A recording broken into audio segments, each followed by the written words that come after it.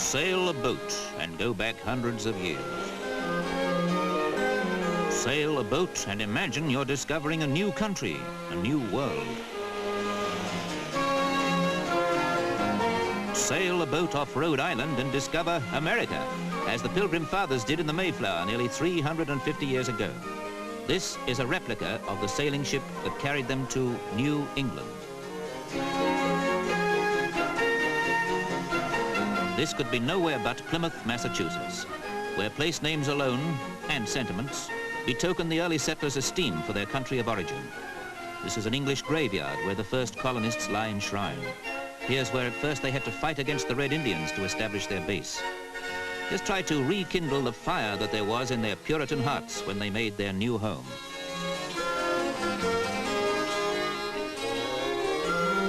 At Plymouth, there is this reminder of the early days. Commercial in all conscience, but Americans flock here because the show's authentic and instructive, and they can't close their eyes or ears to the fact that this is home. That stockade and this simplicity spells out to every American the origins of a country so vast and so fast-growing that their reconstructions of the past are compulsive corrective. Here's where everything gracious was cradled in this new world. And here's where you can still savor it. Here's where they turn lessons into holidays.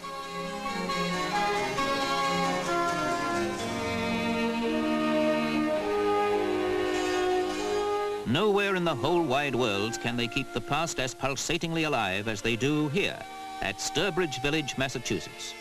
People become pilgrims on vacation, acquainting themselves with their antecedents.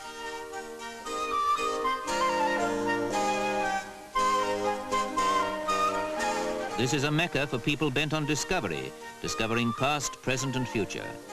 Future, present, and past. Here you can really discover America's links and its lineage, its sense of adventure, and its facilities for observant fun.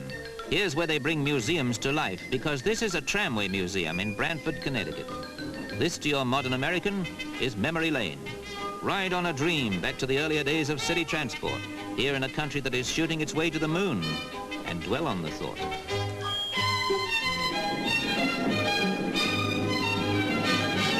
Ride on a rattly old tram just for the fun of it, here at the first sea gateway to America, which nowadays you would be more likely to approach by jet clipper. This is where you first see that New England really is the new world.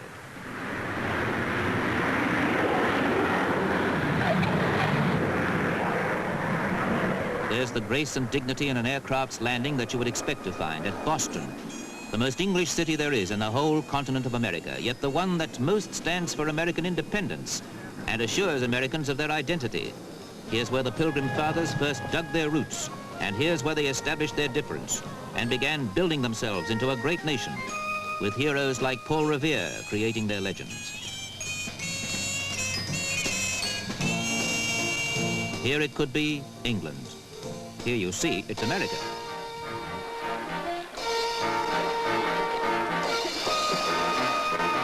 All this is the planned development around the 50-story Prudential building, the tallest there is outside of New York, with a rooftop restaurant 700 feet over the Charles River.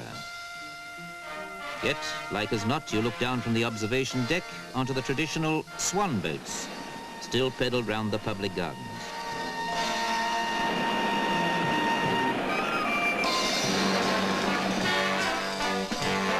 Suddenly, once more, we're in the hurry of America. We're discovering a country that's still new, and to do so, we must move fast.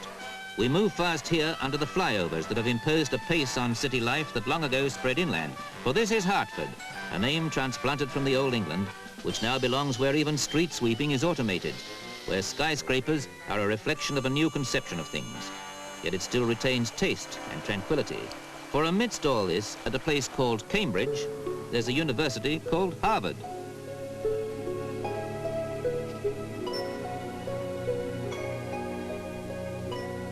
"16 years after the Pilgrim Fathers landed, this seat of learning was founded by John Harvard, who sowed the seeds of culture, such as you now find at Stratford, Connecticut, where the Shakespeare Theatre is a cherished institution.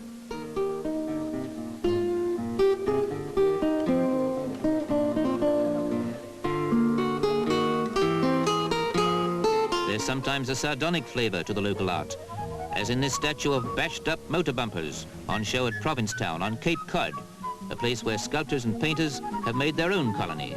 The coast of Massachusetts is as broken up as the raw material of this statue, with islands and inlets, so that there are almost 2,000 miles of it.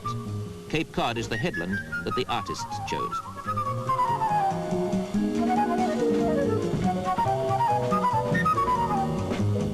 Today, the artists share their fishing village with holidaymakers who go for the slow tempo of life and the good seafood, the sun, and all the fun, ashore or afloat, that is implicit in the place.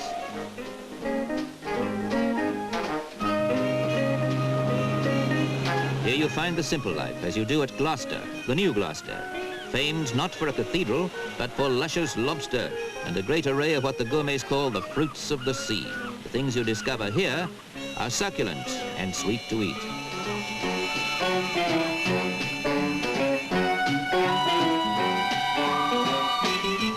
You must have a snapshot souvenir, because you'll remember this holiday and your roundabout ride at Rhode Island Fun Fair, where there's a whirling change of tempo and slant.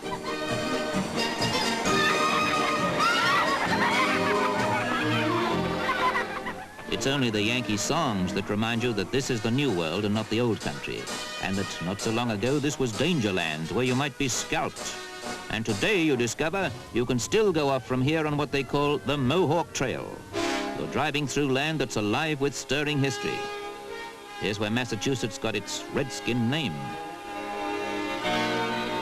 We're at Jug End, where everything's still either reminiscent English or original Red Indian. This is a holiday center among slopes that they call the Berkshire Hills, if you please.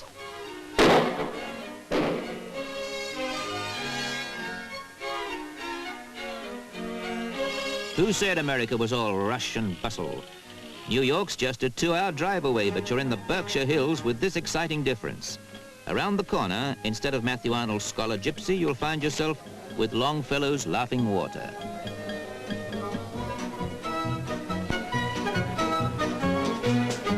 It's something of a miracle. We've put the clock back. We've come to the new world of change and speed and supermodernity. And here we've discovered something of the yesteryears, slow-paced and unaltering.